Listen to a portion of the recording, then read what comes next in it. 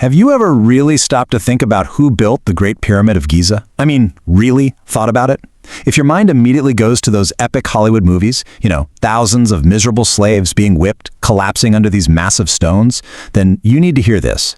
The story we've all been sold, it's not the real story, not even close. In fact, the truth is so much more incredible. So that's the million-dollar question, right? For centuries, the answer seemed so simple, so brutal. Slaves. But today, we're not just accepting the old stories. We're going to follow the actual evidence, piece by piece, to find out who these legendary builders truly were. And boom, here it is, side by side. On one hand, you have the myth, fueled by ancient gossip and Hollywood drama, a tale of just unspeakable cruelty. But on the other, you have the truth, dug out of the sand by modern archaeology. A story of about 20,000 skilled workers taking part in a huge national project, and they were driven by respect and an unbelievable sense of pride. This isn't just a minor correction, it's a totally different universe. So, you gotta wonder, how did such a massive misunderstanding last for thousands of years? Well, to get to the truth, we first have to peel back the layers on this very, very old lie. It pretty much all started with one guy, the Greek historian Herodotus. Now, get this, he was writing more than 2,000 years after the pyramid was even finished. He basically wrote down some hearsay about 100,000 men in forced labor. That story then got mixed up with stories from the Bible, and then of course Hollywood ran with it, cementing this totally false picture in all of our minds. But then, everything started to change. Modern archaeology, with its amazing tools and incredibly patient detective work, just started digging. And what they pulled from the sands of Giza completely shatters that old myth. It reveals a story that is so much more human, and frankly, way more impressive. So it's time to meet the real builders. The Great Pyramid was built by Egypt's own proud citizens. We are talking about highly skilled masons, farmers who would come and work during the Nile's flood season, and incredibly talented artisans. A lot of them were conscripted, which was sort of like a form of national service. Think of it as paying your taxes, not with money, but with your time and your skill to build an eternal home for your pharaoh. And here's where it gets really cool. These weren't just a faceless mob of laborers. They were organized into actual teams with their own proud and honestly pretty hilarious names. You had teams like the Friends of Khufu and my absolute favorite, the Drunkards of Menkaure. I mean, that tells you everything, right? It shows they had an identity, a sense of humor, a real community. These were people, not property. So, what about the hard proof? Let's dive into the first really game-changing discovery, the secret of a lost city found right in the pyramid's backyard. This is el-Jarf. It literally means the lost city of the pyramid builders. It was unearthed by the archaeologist Mark Lenner, and this huge settlement gave us the first solid, concrete proof of a massive, organized community living and working right there at Giza. And let me tell you, this was no simple work camp. This was a marvel of planning.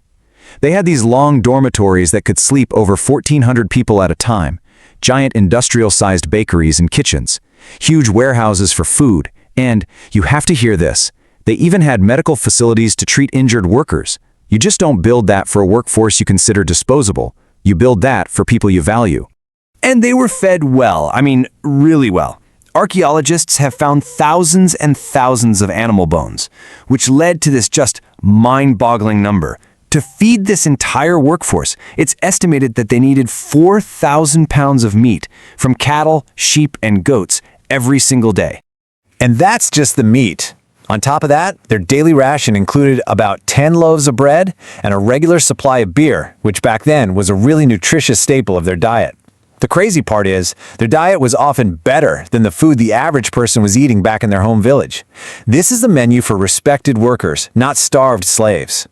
But perhaps the most moving evidence of all, it doesn't come from where these people lived, it comes from where they were buried. The next part of this story gives us a voice, speaking directly to us from the graves.